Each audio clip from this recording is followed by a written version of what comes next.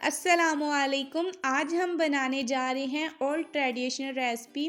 पुराने ज़माने में सर्दियों में बहुत ही मज़ेदार सा पतला शोरबा तैयार किया जाता था, जिसको यखनी भी कहा जाता है। और इसको किस तरीके से हम तैयार करेंगे, आपने इस स्टेप्स को ज़रूर देखना है।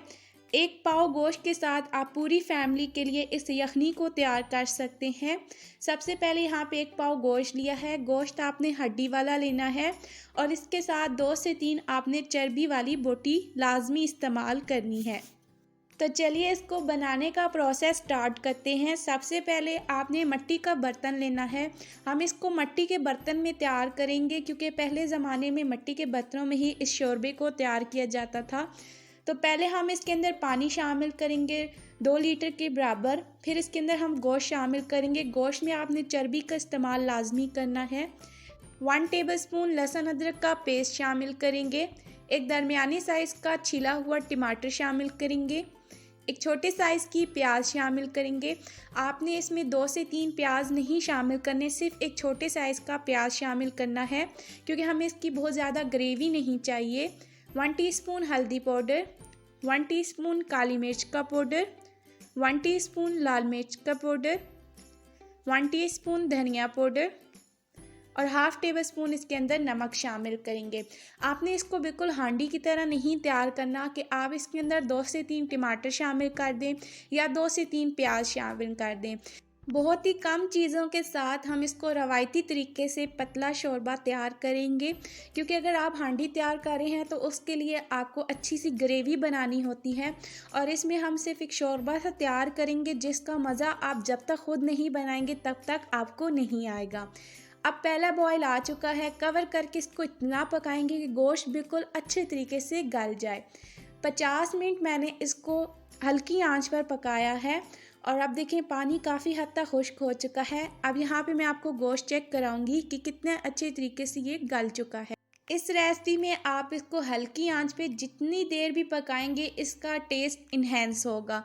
तो आपने कोशिश करनी है ज़्यादा देर आप इसको पकाएं। गोश्त बिल्कुल अच्छा सा गला हुआ होना चाहिए। तो चलिए अब हमने इसके अंदर सिर्फ 2 टेबलस्पून कुकिंग ऑयल शामिल करना है। ज़्यादा ऑयल शामिल नहीं करेंगे, क्योंकि इसके अंदर हमने चर्बी वाली बोटी भी शामिल की है, तो अच्छा खासा ऑयल रिलीज़ हो जाएगा। तो 5 से 7 मिनट अच्छे से हम इसकी भुनाई करेंगे। मसाले को आपने बिल्कुल अच्छे से भूनना है, क्योंकि हम इसके अंदर जब पानी लगाएंगे तो प्याज और टमाटर कच्चा नहीं होना चाहिए। तो व्यूअर्स यहाँ पर हमने मसाले को बहुत अच्छा सा भून लिया है और देखिए काफ़ी हद तक ऑयल भी रिलीज़ हो चुका है। अब हम इसके अंदर पानी शामिल करेंगे। पानी हम इसके अंदर काफ़ी मिकदार में शामिल करेंगे। 1.5 लीटर तक मैंने इसमें पानी शामिल किया है।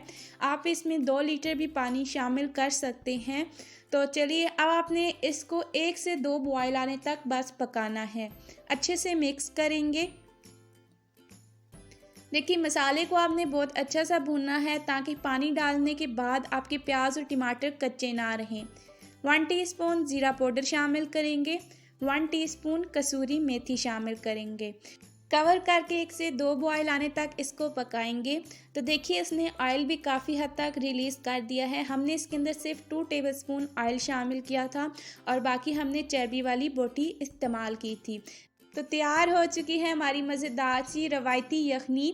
तो मैंने इसको मटन के साथ तैयार किया है। आप इसको देसी चिकन के साथ भी तैयार कर सकते हैं, बहुत ही मज़ेदार बनता है। तो देखिए इतना ही आपने शोरबा पतला रखना है। अगर आप इसको थिक कर देंगे तो आपको वो टेस्ट नहीं आएगा। तो चलिए गर्मा गर्म यखनी को सर्व करेंगे। आप इसको 5 से 6 लोगों में सर्व कर सकते हैं। सर्दियों में ये शोरबा बहुत ही मज़ेदार लगता है। अगर अभी तक आपने ट्राई नहीं किया तो ज़रूर ट्राई करें। मेरी रेसिपी आपको अच्छी लगती है तो लाइक करें, शेयर करें। हमारे चैनल को सब्सक्राइब करना ना भूलें, ताकि मैं आपके लिए ऐसी मज़ेदार सी रेसिपीज़ लेकर हाजिर होती रहूं। अगली वीडियो तक दीजिए इजाज़त। अल्लाह हाफ़िज़।